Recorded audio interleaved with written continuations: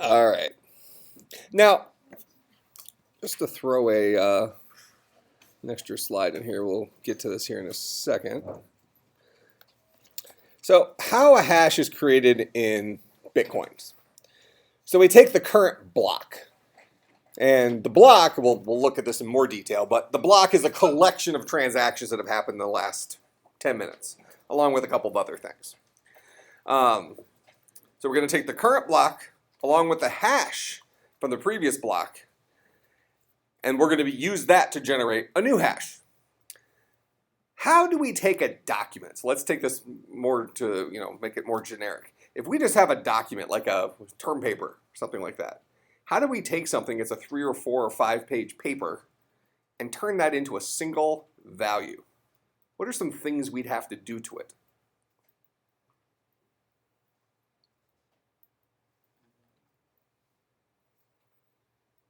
So don't even think about security and encryption and stuff like that. Just assuming that I'm saying that I want to give you, or I'm going to give you 5 term papers, and each paper is between 3 and 10 pages long.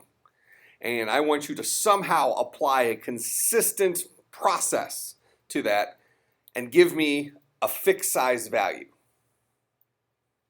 How would you go about doing it? What are some options? So we have term paper, we have this thing in a digital format, right? So it's probably going to be like a Word document. All right, what's a common size of a Word document? If you have a 10-page term paper, the Word document might be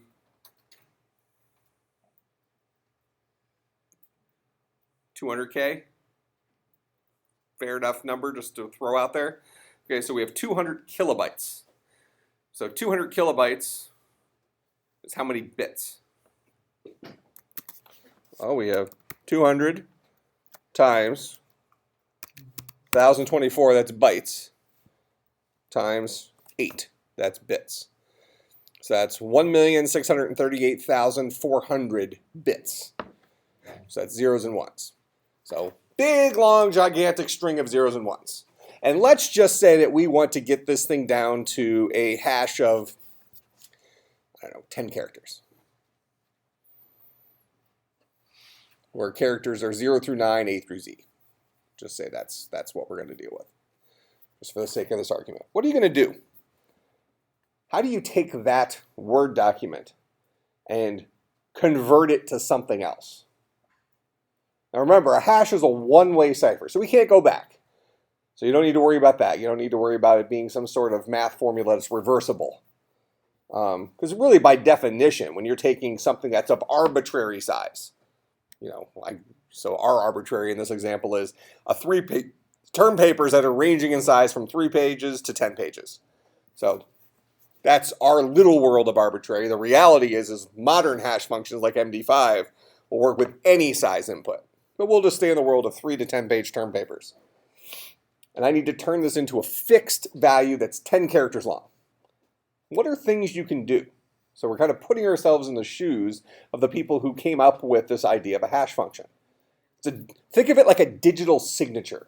The early days of hashing really dealt with digital signatures. Making sure that something was transmitted correctly. You maybe have seen this before if you've downloaded a very large file, like a zip file off the web or something like that, and then it also provides the MD5 hash of it. And what you can do is you can calculate the hash of the file after you're finished downloading it, and that if the 2 hash values match, that means you downloaded the file without corruption. If they don't match, then something bad happened. So kind of a digital signature type thing. But we'll talk about how MD5 actually works. But I want to think about this: if we're in the driver's seat of somebody who's trying to invent an algorithm for taking something that's a arbitrary size and turning it into a fixed size outcome, what are things that you would do? What are some options? Go ahead. You put the file size in your hash value somehow. So I'm kind of thinking of it like a barcode, where like part of the barcode is the production person. Okay. And the other part is the product number. Okay. So we might take we might take this value right here, the bits. Yeah. Okay. Fair enough. Now, could we just use bits? To kilobytes, it depends what you're working with. Well, I'm working with 3 to 10 page term papers. Could I just use bits and that's my entire hash? What's wrong with that? Too many things can be the same size. Yeah, you might have more than one term paper that's a different term paper, but is the same length, same number of bits. Okay, so we need to deal with the content in some way, right? Okay, but you're saying we should include the bits somehow. So almost like that's just part of the value. Okay, what else could we do? Go ahead. You could include the first and last letter of the paper as part of it. First and last letter of the paper. Okay, that adds a little bit more randomness, right? So what are the chances that a paper is going to have the exact same number of bits and start with the same letter and end with the same, start with the same character and end with the same character? Seems to be more unlikely, correct? All right, what else? Date and time of creation. Okay, date and time of creation, add some more variability. So we keep throwing things into the pot that add some variability to it with the goal that we do not have 2 papers that hash to the same value. That make sense? That's the important thing. Now, is it possible to do that? Is it possible to have an arbitrary size input and absolutely guarantee that the outputs are unique if the outputs are finite in size? So let's say my output is always 64 bits, 64 zeros and ones. Say that's what it is. And my input is anything. It can be 2 bits, it can be 1,000,000 bits. It can be anywhere in between or more. But my output is always 64 bits. How many unique hash values are there if you have 64 bits? Go ahead. Can't have less than 2 bits. Can't have less than what? You said you can have more than 1,000,000, 2 to 1,000,000. For input. More than 1,000,000. For input. He's asking if you can have a 1-bit input. Yeah. Sure. No, why wouldn't you be able to? You didn't say. Well, I actually did. I said arbitrary size input. That would be an input of any size. You have to find your arbitrary meaning to be between 2 and 1,000,000 or more. Oh, I said anything in between or more. So you wanted me to say less too. I get it. All right. Sidetrack. So what question did I ask? Oh, how many unique hash values are there in a 64-bit output? 64 to the 64th power.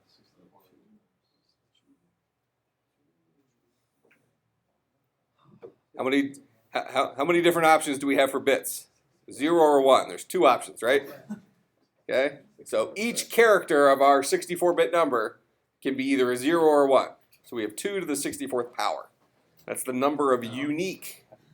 2 to the 64th power is the number of unique keys, unique signatures we could have from if we're representing the signature, the hash is a 64-bit number. Okay. Well, how many different term papers can we have between 3 pages and 10 pages? Potentially infinite, right? Okay, so you have an arbitrary size input. Zillions and zillions and zillions and zillions of input, and we're trying to guarantee that there is never going to be 2 term papers that are not the same paper that hash the same value. Is that possible? No. It's an impossibility. So we need to think about hash algorithms that are resistant to that. Okay, and MD5 is one of them. We'll talk about that. So hashing is interesting, but at the same time, it's difficult to come up with a good hash. We already thought about some things that we can do, dealing with the bit size, first and last character, creation date, things like that. Things that hopefully push us in the right direction of output. Now, given that, you were saying maybe we use the number of bits as part of it. Even that becomes dangerous. Because since we're dealing with arbitrary size outputs and we want to have a fixed, let's just use in our example, 64-bit output, you could potentially have a file whose number of bits is greater than 64. And now you're not going to be able to include timestamps. You're not going to be able to include first and last character. So you need to have some sort of algorithm that deals with fixed size pieces of data to build out your 64-bit key. Okay, so that's the problem we're solving with hashing. We're not worrying about going back the other direction, but we're worrying about taking an arbitrary size input to a finite size output that hopefully does not, usually they're called collision resistant algorithms, where you do not have more than one hash that comes out to the same value for different inputs. That at the very least those hashes aren't found. Okay, now getting back to that Word document. The Word document has a size. We said 200 kilobytes. All right, so that document is represented as a bunch of zeros and ones at the hardware level, correct? All right, now inside that though, we have words. We have most of our modern day word processors, like if you notice the MIME type for a Word document is docx. So docx documents are actually an XML format. So that XML format is, you'll have something like, maybe you have paragraph, bold, title, /bold. So the formatting is actually embedded within the document. Okay. That is a more standardized way of representing formatting, similar to HTML, than in the early days of a Word document, where I don't know if you've ever opened up a Word document in an older Word document in like a text editor, and you have all sorts of crazy symbols and stuff like that. They're actually binary files. So the Microsoft Word read it as a program, as opposed to as a data representation language with XML in it. Okay, so we're getting at the core of the data. We're going to come up with some sort of way that we can hopefully pull out pieces of that information and create some sort of 64-bit output. Okay, then we're going to take, so in our example here, the block is our term paper. Okay, so we're going to take our term paper, we're going to create some sort of value from that, a hash value. Then we're going to take our previous hash value that we got from our previous term paper. What did we do? How did we handle that for the very first term paper when there wasn't a previous? How was the very first block handled? We made up a term paper. Okay, so there was some sort of imaginary term paper. Some sort of seed value. Like, here you go, this is the beginning. Okay? Yeah, that's how they did it. The algorithm defines a start point. Okay? So the hash along with the block itself are stored at the end of the blockchain. So that means that in our example here, we're going to store our 64-bit value along with the actual term paper at the end of the blockchain. So now we have the hash value as well as the data. This gets back to the thing we were talking about a few minutes ago about downloading a large file as well as the hash value for that file to make sure it wasn't corrupted. We're actually storing both of those pieces of information. Okay? All in the blockchain. So this blockchain is going to actually get arbitrarily large in size. And as Bitcoin gets more and more popular, what's going to happen to that blockchain? It's going to keep getting bigger and bigger and bigger at a significantly faster rate. Right now, it's only growing, the largest part of the addition that we're making every 10 minutes is the actual block itself. The hash is always a fixed size, has a finite size output. But the block itself is the collection of transactions that occurred in the last 10 minutes, let's say. Well, right now, there's a very small number of places that are, relatively speaking, that are accepting Bitcoin. What would happen if it became a universal currency?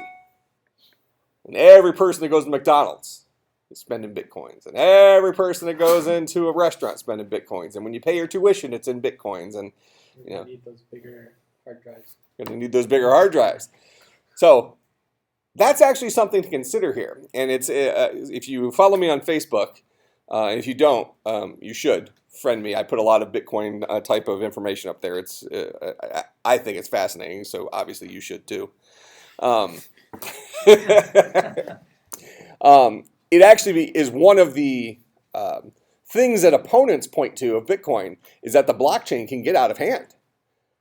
I mean,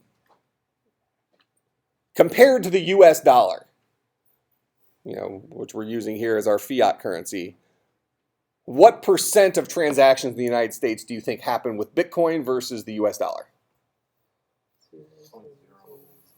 If we're being nice, we might say 1% happens with Bitcoin. Fair? Just to keep the numbers nice. Okay, it's probably less than that, but let's just say it's 1%. So that means 99% of the other transactions in the United States is happening via US dollar, mostly credit card, but still dollars. If we stored every single US dollar transaction that happens in every 10-minute block, how many transactions would there be every 10 minutes across the entire country? A lot, right? But now wait. Bitcoin is not just a US currency. It's an international currency. So now what we're going to do is we're going to take every single non-Bitcoin transaction that happens on the entire planet, and we're going to capture every one of those in every 10 minutes. And we're going to throw it into something called a block. How many transactions would there be every 10 minutes if we took every single transaction that occurred on the planet? It's kind of like asking how many Google searches are there per minute, right? It's probably worse than that. Could be. Yeah, it could be. But we're at least talking kind of sort of in the same neighborhood, right? A lot. And if we're storing all that information every 10 minutes, the blockchain, we already think the blockchain is kind of large. It's around 14 or 15 gigabytes right now. And the goal of the Bitcoin people is that Bitcoin takes off and everybody adopts this. All of a sudden, the blockchain is petabytes, just ridiculous amounts of data. The blockchain is actually the hashing would be bad. So if you want to go back and check it, we got to compress the blockchain. Yeah, so you could throw compression algorithms into it. Then we have history repeating itself, kind of like when audio files used to be transmitted over the web as waves, which is an uncompressed audio format. And now we transmit them as MP3s because we can have more data in a smaller package, correct? So we'll take our 14 gigabyte blockchain and let's just compress it down to something a lot smaller. Would that be doable? Actually, would be quite doable. Text is very compressible. So the nature of the blockchain would be something that could be, if we use a zip format or something like that, could be compressed. Now, having said that, let's just say that our current blockchain being 14 gigabytes, we might be able to compress that down to something less than a gigabyte, maybe 200 or 300 megabytes, let's say, being text-based. Well, how much quicker is that 14 gigabytes going to grow in the world where we're marking every single transaction? We might have 14 gigabytes of data per 10 minutes. We're just making that up, but would it shock you if that was the case? Certainly not. So one thing to consider here is blockchain technology in general, and all of these cryptocurrencies use blockchain technology, has some pitfalls to it. All right, that's one big problem. And it's kind of an interesting thing to think about because in general, when we consider computing, we don't necessarily think of storage space as being a problem anymore because we're not used to dealing with things where it really is a problem, right? Those of you who have a 2 or 3 terabyte hard drive filled up with MP3s you downloaded, okay, maybe once you download the entire iTunes collection of MP3s, maybe you have to get a second hard drive, right? Well, maybe you could hold the blockchain for a week or something like that. So it becomes certainly problematic. So where does this stuff live? Where does that blockchain live?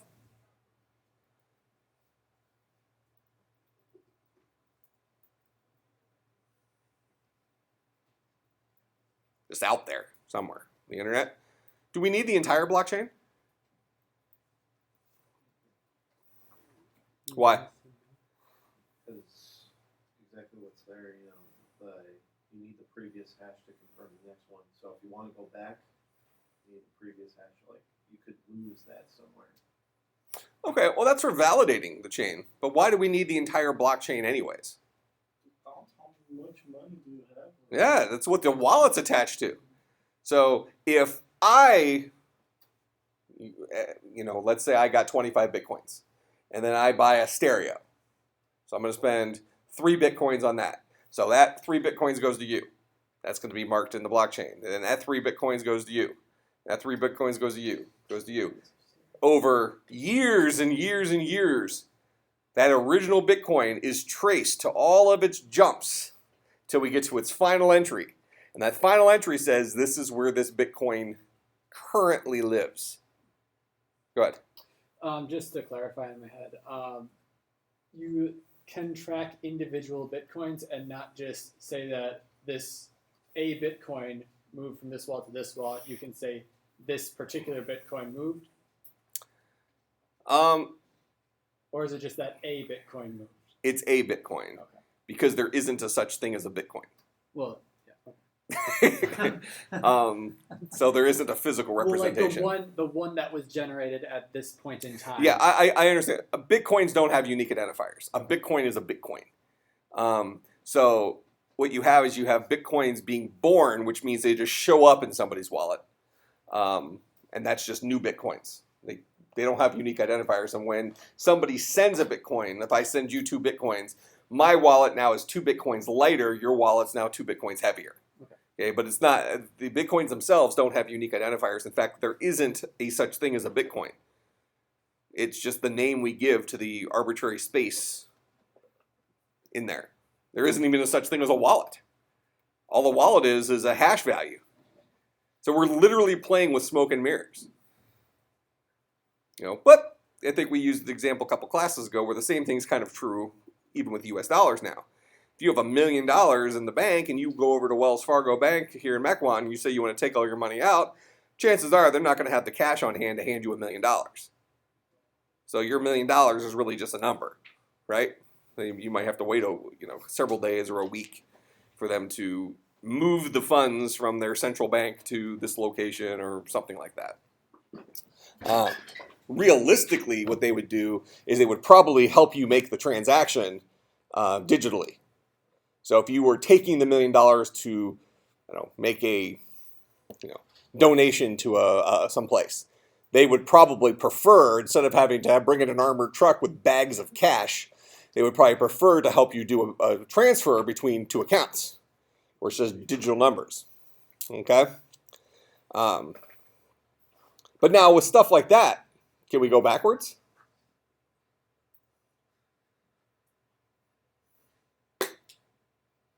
So let's say each of us has $1,000 in an account. Okay, and then I send $500 to you. In my account, I'm going to see my account debited $500, correct? And then you're going to see your account credited $500. It's totally okay with me. That's cool. That's totally cool. Okay, then you're going to take $200 and you're going to send it to the criminal. Change it to $1,000. for an upgrade. Get the Geek Squad. Okay, so you're going to send it to him for an upgrade. So now you have your account debited $200 and your account gets credited $200. Can we track? Can we reverse those transactions? Do we know about them? So let's fast forward 300 transactions with money. It started with me, so let's say your account had 0 in it. So your dollars came from my account. So I was debited, you were credited, then you start spending and so on and so forth. Can we track all those dollars all the way through? How are transactions marked? How are they accounted for now in your bank statements? Every month you get a bank statement that shows everything that came into your account, everything that left your account, right? And it's a number, correct? And when you send something, are you sending it to somebody? Hey, when money leaves your account, it's going somewhere, right? What are the possible places the money can go? Okay, you can go into another account, which would be like a unique identifier. So that would be the one that's most similar to a Bitcoin transaction, right? You're literally sending money from your account number to somebody else's account number, possibly another bank. That's where that routing number comes in, but another account number somewhere, right? Okay, that's like a Bitcoin transfer. Where else could the money go? You can withdraw it as cash. Okay, turn digital money into cash. Do we know where that went? That's off the grid, right? You know, that's why some employees like to be paid under the table in cash, right? It's off the grid, not trackable. So you don't have to claim it as taxes. It's completely legit as long as you don't get caught. All right, so another place that it can go is turn into cash. Does that exist in the Bitcoin world? Does not. Okay. What else could happen with the money?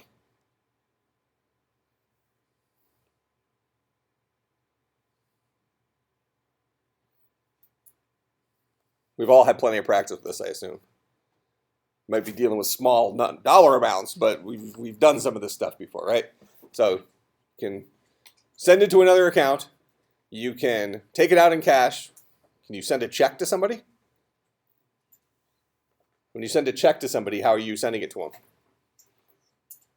How do you uniquely identify them? Name. That's it. You can even make up a name. Will banks take the wrong name on checks? Well, within reason, right? You know, if your name is Linda Davis and somebody writes Laura Davis, a bank would probably take it, right? All right. Now, ultimately, that ends up in an account somewhere, probably, but it may never hit the account. You might go in, give them the check, and ask for cash. So that money is now off the grid as well. So just by that example, 2/3 of our transactions are potentially off the grid. Lost forever. So we can't rebuild it. Is that a problem with US dollars?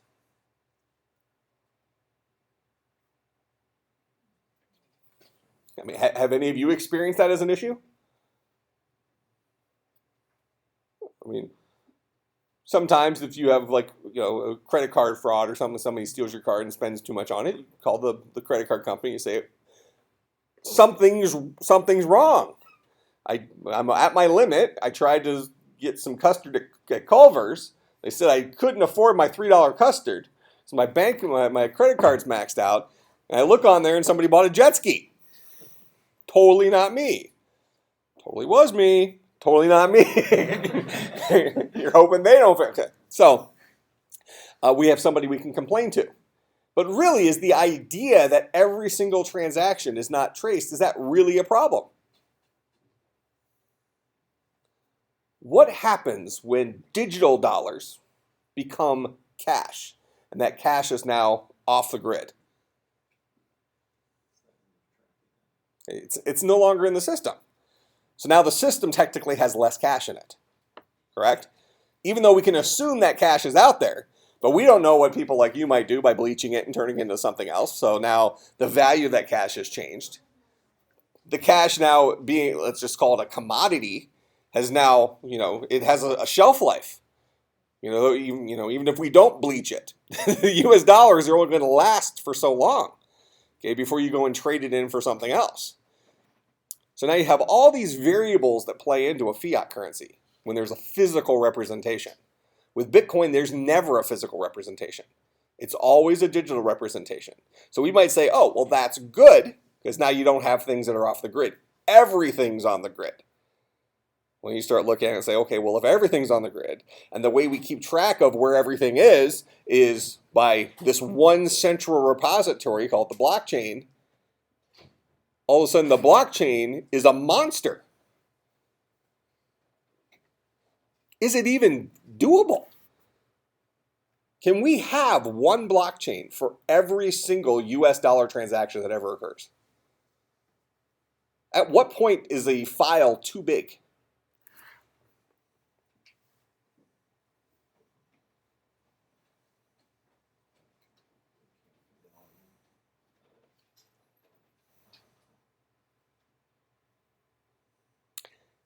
Can you make a connection in computer science to this? give you a hint. It deals with the difference between arrays and linked lists. So if we talk about arrays, and those of you who are currently in 250 don't know what I'm talking about, but if we talk about arrays,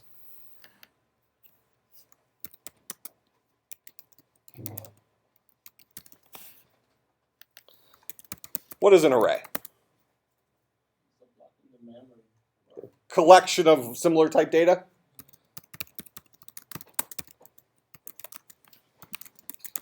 All right, what's a linked list? Collection of similar type data. How do these guys differ? Array is contiguous in memory, so a whole bunch of buckets of memory in a row, and of fixed size.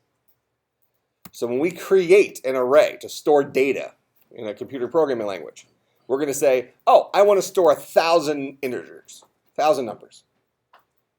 And then that's going to take a block of memory capable of holding 1,000 32-bit integers. See, I just included the 250 people. You know that ints are 32 bits, right? Okay, so I need 1,000 32-bit numbers. So that's 32,000 bits. All right, that's the amount of memory we're going to request. Now, how many bits can we store in a typical computer? It might have 8 gigabytes of RAM. A lot, but not an infinite amount, correct? So is it possible that we could create an array? Let's just say that we know we need to store a bunch of information. Well, we can just create an array that's as big as our entire memory and hope that that's enough. That's one thing we can do, right? But what if it's not enough? That means our computer is not capable of holding that much data. Okay? Or let's say that you created an array that's capable of holding the entirety of all your memory and you're only using 3 buckets of it. It's a lot of wasted space. It's like you buying a landfill as your kitchen garbage can. It's going to take you a long time to fill that. All right. So arrays require that you define how big they are to begin with. Linked lists, how do these guys work differently?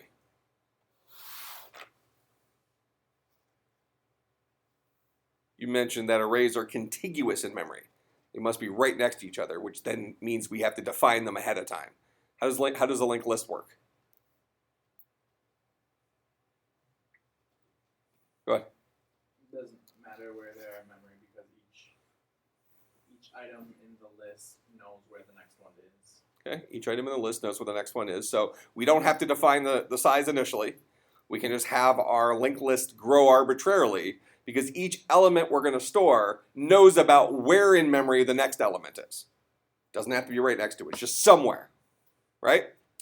Okay, now keep in mind in the blockchain we're already storing the block of data itself as well as the previous guy's hash. So we're already storing information about other things over and above just the block information. Could we have a distributed blockchain similar to a linked list? How big is a block?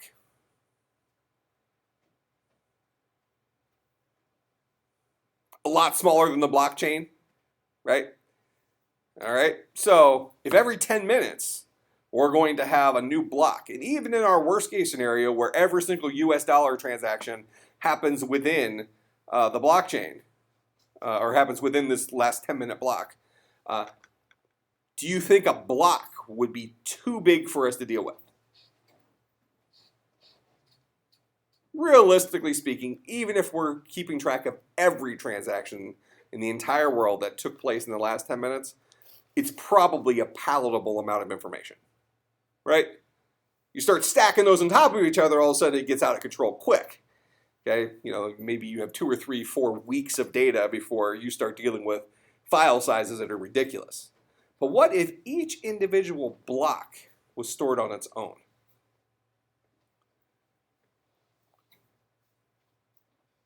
And now One block contains in it a link to where you can find the next block. But now we have a chicken or the egg problem. All right, so, if we kind of use the human version of this. So I'm going to be the original, the first block, the null block for Bitcoin. So there are 0 transactions initially. Well, actually, there would be 1 transaction. That would be the initial 50 Bitcoins, because Bitcoin started with 50 as the reward every 10 minutes. So the initial 50 Bitcoins that were born, they are paid to this central wallet, which is the null wallet. And now I am the first block. Now somewhere I need to link myself to the second block. This is a theory for how blockchain technology could be upgraded. We're applying our computer science problem solving to this. You're the second block. Okay? You came after I was created. We know where the first block is, right? So the blockchain itself has a pointer, if you will, to the very first block. You're the second block. So you capture all your things, whatever, blah, blah, blah. How do we let me know where to find you?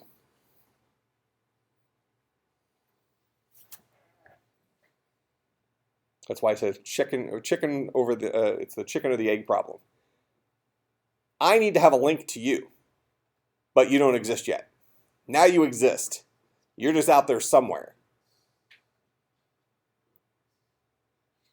How do we now provide a link from me to you? Because you're the new block.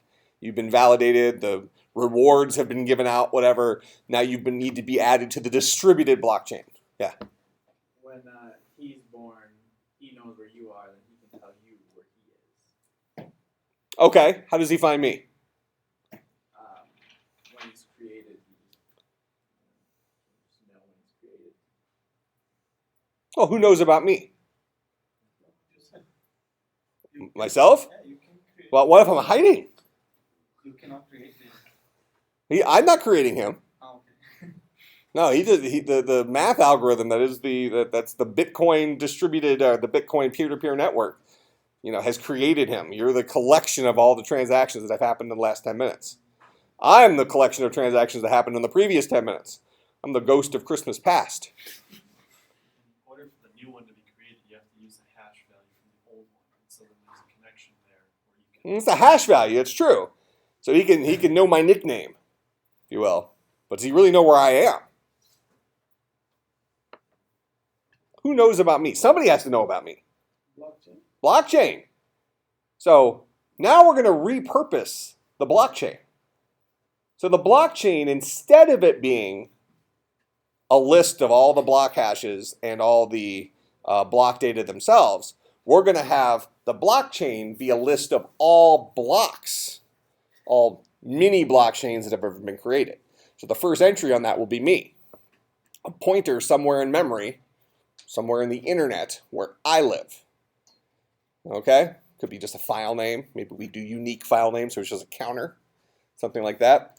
So I'm listed in there. Now we need to get to you. So we're going to go look in the blockchain. We're going to find me. You're going to look at the blockchain. And you're going to say, okay, I need this guy to know about me. So now I've created a link to you.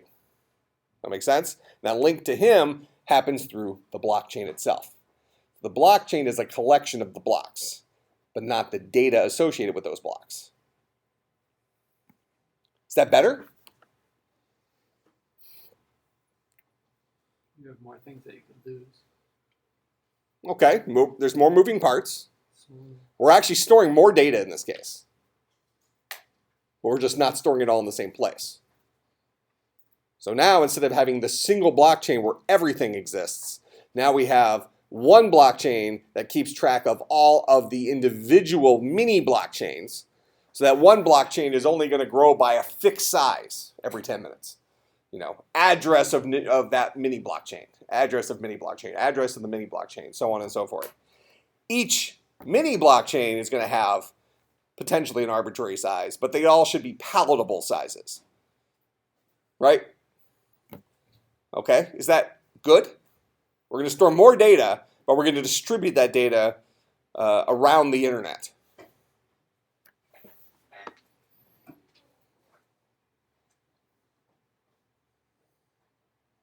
What's wrong with that?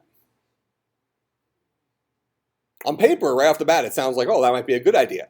So remember, the setup here, because I set you up, right? The setup here was, oh my gosh, if Bitcoins actually become successful, the blockchain's not going to cut it. You know, even as of right now, if you want to download your own wallet to run on your computer, you have to download the entire blockchain. As of right now, that takes a couple of days to download the blockchain. I mean, by the time you have a wallet that you can spend money, you're not going to be able to spend it. You're going to be 30 years older if you're downloading the entire blockchain for 3, 4, 5, 6 years because it's so big. And even while you're downloading, it keeps getting bigger and bigger. It becomes ridiculous. That becomes problematic. Okay, so we say we need a fix. Something's wrong with that. So we just presented a possible fix. What's wrong with our fix?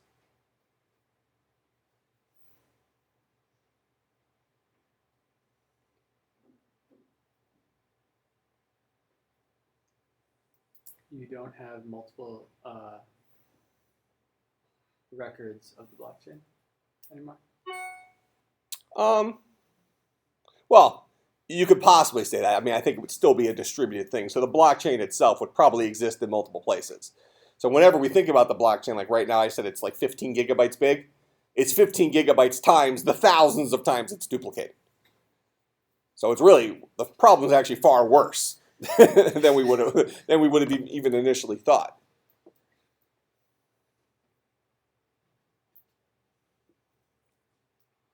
What's the purpose of the blockchain? Why does it exist? It exists for one sole purpose. To track the Bitcoin. Okay, well, why do we want to track the Bitcoins? So we know how much we have. Yeah. So a person knows how many Bitcoins they have. An individual, potential spender, knows how many Bitcoins they have. That's why we want to track it. Is it easier to protect one document or thousands of documents? If we have even one breakdown in that distributed blockchain, all of a sudden the entire Bitcoin financial system is broken. One little bad link, one little rewrite, poof, gone. Make sense? Problematic. All right, so we're going to finish up that discussion on Friday. We're going to start talking about integrated circuits, and I want to get to we stopped at nonces last time. I just backed up. But I want to get to the SHA-256 algorithm, this guy. All right. I will see everybody on Friday.